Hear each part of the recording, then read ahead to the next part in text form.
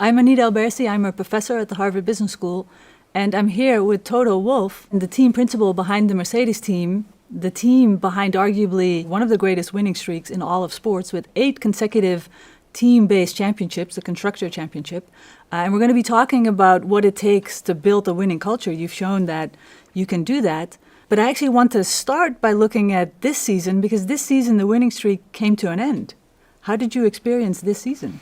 Yeah, hi Anita, good to be back. Actually, remember we talked about it last February when we were here, about 8 consecutive World Championships, and I said to you, let's hope this is not the start of us losing. And here we go, end of the year, and we've lost that championship. Have you changed your approach? Were there areas where you said, now what we've been doing all this time we can no longer do, or has it been still the same kind of leadership approach?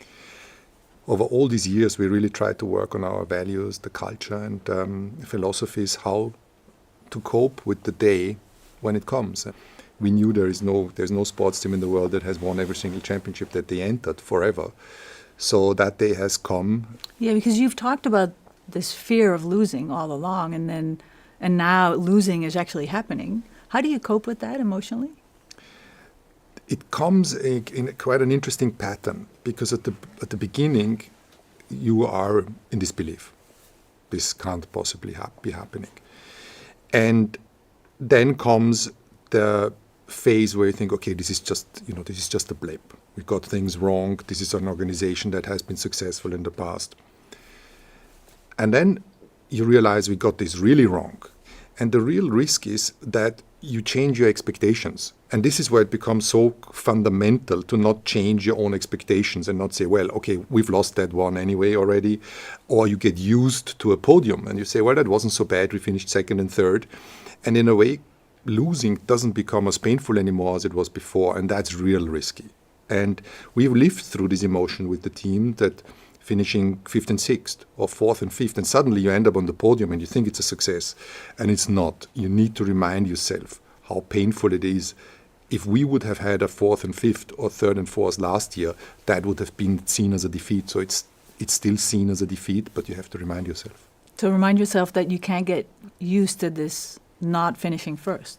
Yeah, I think is how our mind works. It's almost protecting ourselves from feeling the own mediocrity. And if you're not good enough, suddenly you score a result that is better than expected, you're quite happy about that. But when you scroll back and say, well, how would we have felt 6 months ago about such a result? You come to the realization this is not where we expect ourselves to be. Right. Do you have an explanation by now for what has gone wrong? Formula One is physics, not mystics. And we can almost trace back to the day we made a decision that sent us on the wrong development path. In simple terms, it's we continue to develop the car at very low ride heights. That means on the floor. And we soon realized when the car got going that we weren't able to run it there. It's the famous bouncing or porpoising that everybody was talking to. So our development direction was simply wrong. And to unwind that, undo, you first have to realize what is it that we got wrong, because our tools clearly didn't show us that was a problem. Why didn't our highly sophisticated instruments not show us that bouncing was a problem? And then you start to scientifically undo this, and it's almost like you're peeling layers of an onion off. There's one problem you think is the essential one, and then there's another layer and another layer. And Formula One is so complex that it takes a while to actually come down to the ground and say, this is what we believe has gone wrong, and then it takes a while to recover. Do you feel everything is in balance again for next season and your chance to win is as great as, say, Red Bull's chance to win? I believe that we have the important pillars in place. We have the right financial structure, the right kit, the right organization, the good drivers, the right engine. Hopefully the management is in a good place. So there is no reason why this team that has won 8 consecutive championships suddenly took an idiot pill. So that's certainly not the case.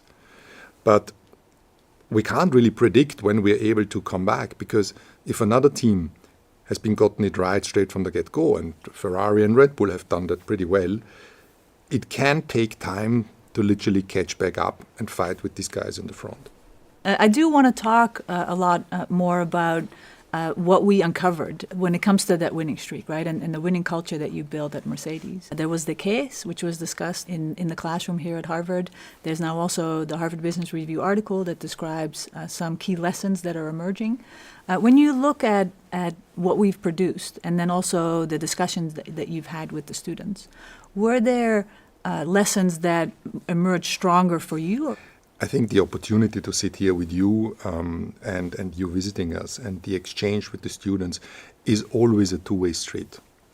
And it's because it makes you reflect. Sometimes you think you have the answers, but challenged by the right questions, actually, you come to conclusions that you wouldn't have otherwise had.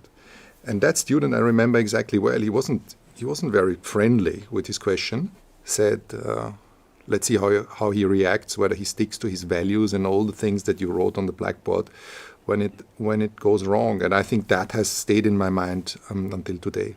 Yeah, there was also some talk about being a micromanager and this attention for detail. That's all fine when we're winning, but the moment the team starts to lose, then maybe that leadership style is not well received. Has there anything like that happened this season, or was it still well received? Definitely yes, and this is the learning on the job. I think because I'm a control freak in a way, in the past, knowing for me was enough.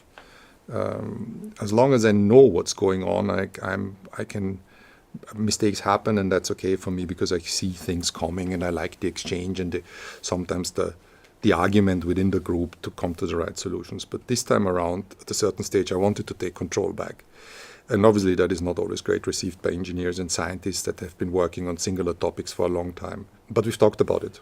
At certain stages, they were like, okay, back off a bit, we'll sort this.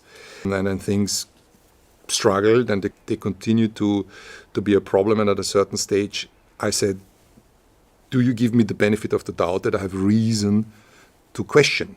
Yes. So, okay, this is me questioning here. This is not meaning that I'm suddenly micromanaging every detail of let's say, the development of the car or the engine. It's just about understanding where and when did we got the junction wrong, for me to comprehend intellectually of how to avoid that in the future. That makes sense. Do you feel this last season, has it made you a different leader? Are your employees, the people on your team, are they experiencing you as differently as a leader? Definitely. I think that I've changed personally through the process. I think not always to the better at the beginning, but you need to realize and look at yourself and say, actually got that wrong.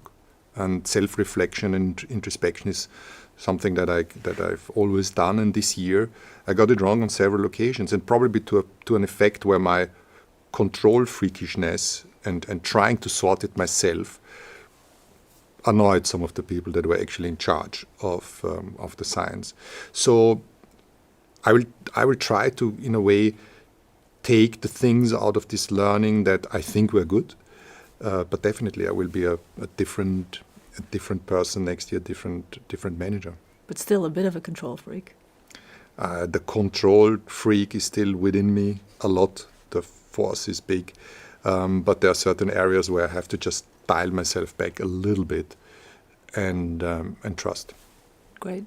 When you look back at this season and the way it has unfolded, obviously the article describes 6 leadership lessons that are emerging from it. But is there now another lesson, where, like, one key lesson when you look back at this last season, where you say, well, this is now becoming part of the arsenal of approaches that I have?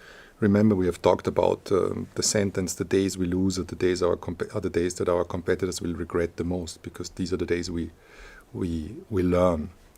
And in the past, in the last 10 years, we were talking about that phenomenon about a race weekend or a spell of races where it gone wrong and suddenly everything made sense and we learned and the car was fast again. Now here we are talking season almost finished and we haven't won a single race. So it's been making us tougher all year long, because you need to cope not only with a blip of a race, but you need to cope with a season that has actually gone wrong.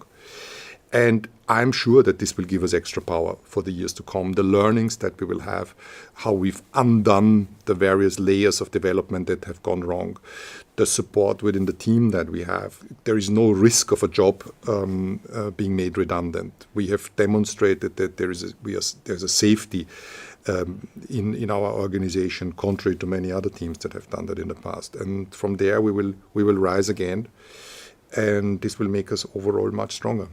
Great, wonderful. Well, thank you so much for taking the time to speak with me. Thank you.